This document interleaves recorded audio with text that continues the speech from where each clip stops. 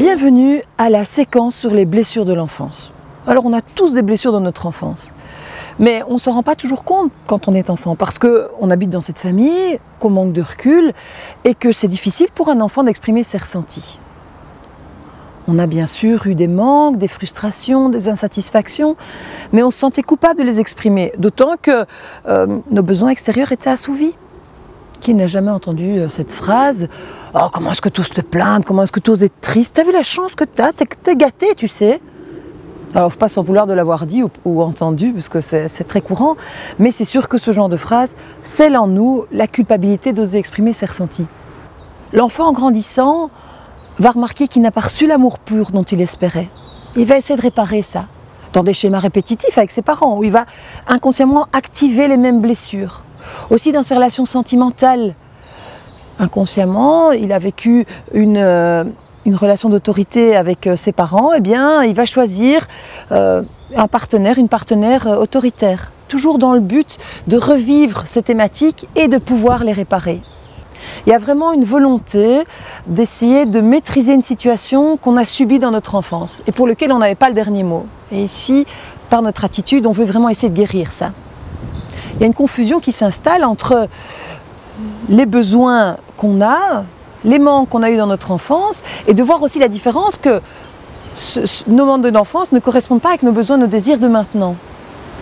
Il y a une phrase qui résume très bien cette situation, c'est « Dis-moi tes blessures et je te dirai qui tu aimes ».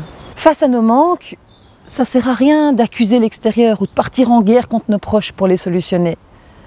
C'est de pouvoir plutôt revisiter nos souhaits, nos regrets, nos pensées, nos manques, être au clair avec ce qui nous a blessés, ce qui nous a fait souffrir, comprendre tous nos rendez-vous manqués, nos colères, nos chagrins refoulés. L'idée, c'est de pouvoir retourner dans notre enfance. Alors on fait ça seul ou accompagné d'un thérapeute, pour pouvoir essayer de mettre des mots sur des ressentis. Et puis, deuxièmement, c'est de regarder avec notre regard d'aujourd'hui, de personnes plus grandes et bienveillantes, et d'essayer de prendre cet enfant par la main pour pouvoir l'accompagner, pour pouvoir cicatriser ses blessures. Et de cette façon, on peut comprendre nos manques et les accepter. Pouvoir se reconstruire aussi sur tout ce qui nous a fait souffrir par le passé, c'est vraiment quelque chose qui est libérateur pour nous. Troisièmement, c'est d'arrêter d'attendre que la solution, les réparations viennent de l'extérieur. Se prendre vraiment en main soi-même. Quatrièmement, c'est de pouvoir essayer de pardonner aux acteurs de notre enfance pour leur immaturité et pour leur incompétence. Se dire qu'ils sont probablement eux aussi coincés dans un schéma avec des comportements répétitifs ou compensatoires liés à leurs propres blessures. Notre passé laissé derrière nous, on peut pleinement accueillir le présent, profiter de ce qui nous plaît maintenant. Sortir aussi des relations à répétition, des relations qui sont parfois toxiques et se diriger vers quelque chose de plus aimant. Ce à quoi nous aspirons pour aujourd'hui et pour demain. Pouvoir cicatriser nos blessures de l'enfance est un chemin de libération, pour soi et pour les autres.